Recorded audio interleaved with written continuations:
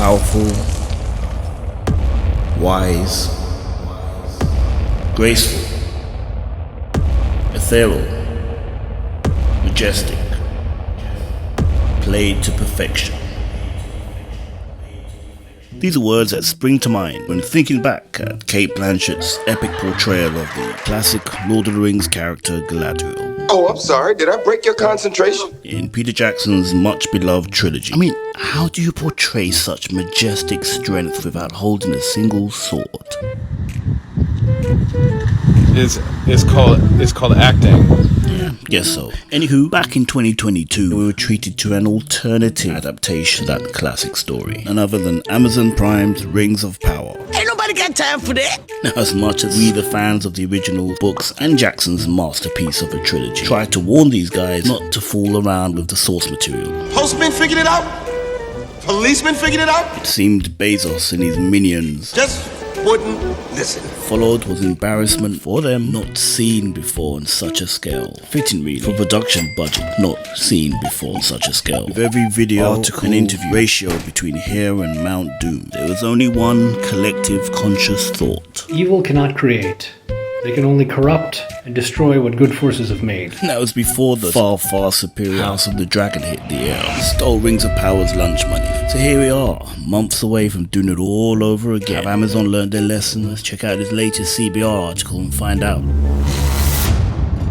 Given its unprecedented budget and Lord of the Rings source material, Rings of Power was highly touted. 25 million viewers made it Prime Video's largest premiere event. Fortunately, the series' viewership numbers fell with each subsequent episode. Yeah, right. Try 2/3 of its domestic viewers. Gone by the season finale, forgetting the 60 million per episode price tag in terms of budget. Oh, that's gotta hurt. There were various reasons for the declining viewers. You can say that again. But the showrunners have promised that Season 2 will make good on certain Season 1 complaints. Interesting. Certain Season 1 complaints. So they picked and choose what they're going to be responding to, I would imagine. Probably missing completely actual, real Season 1 issues, I'd bet. Despite the showrunners' goodwill,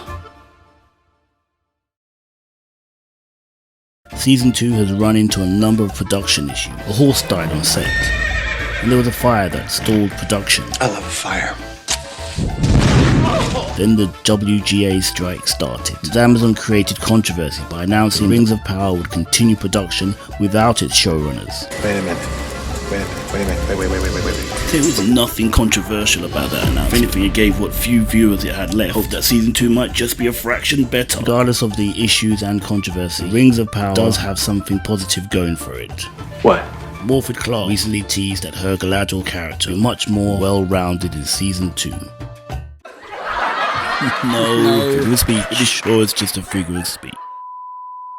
And here's why that mattered. Then goes on to explain why Galadriel from the books and from the Rings trilogy is so beloved. Which is weird, because none of it pertains to Clark's performance in the Rings of Power. But I digress. The Rings of Power Galadriel adaptation is a bit different. No shit. In Season 1, she's depicted as brash, impulsive, and prideful. Top of she's too intense. There's a tempest in me.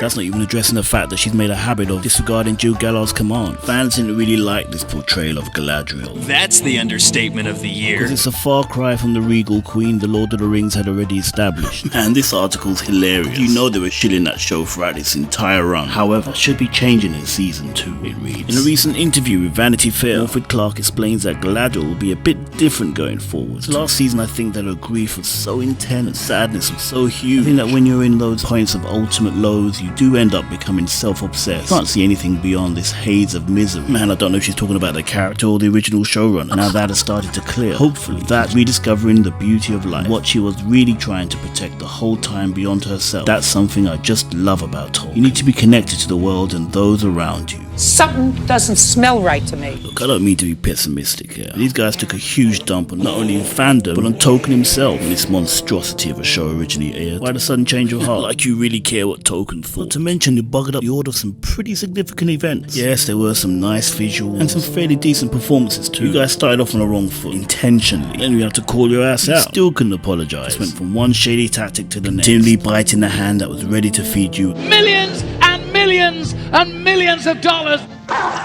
The article finishes off by saying, one of the good things about the Rings of Power is that Amazon has already committed to 5 seasons. Damn, that's a good thing. It gives the series room to grow. That means that its characters should look different in season 1 than they will in season 5. Galadriel started off self-obsessed and brash, not to mention annoying as heck. She will end the series as a Lord of the Rings character that everyone knows and loves. Granted, that doesn't mean that her character will be perfectly regal and flawless in season 2, but there should be some growth. Clark indicated that development would start by her seeing the beauty of life, remembering that she's not doing anything for herself. Hopefully, that will allow her character to mellow a little. It should allow her to be more relatable for viewers. They hope. Now, before you lovers of this show get all gooey-eyed with hope and nostalgia, there's this news that's freshly been released. Now, this rumour coming from Bounding Into Comics says Amazon cast Gavi Singh Sherar, I think that's his guy's name, to portray Sauron's original form. Possible race-swapped Anatar in season 2, Lord of the Rings of Power. It reads, in seemingly confirming that the studio has learned nothing from the backlash to their disrespecting of J.R.R. Tolkien's iconic novel. The latest whispers among the Shire suggest that Amazon has cast budding actor Gavi Singh Sherar to portray the titular villain's original form in the upcoming 2nd season of Lord of the Rings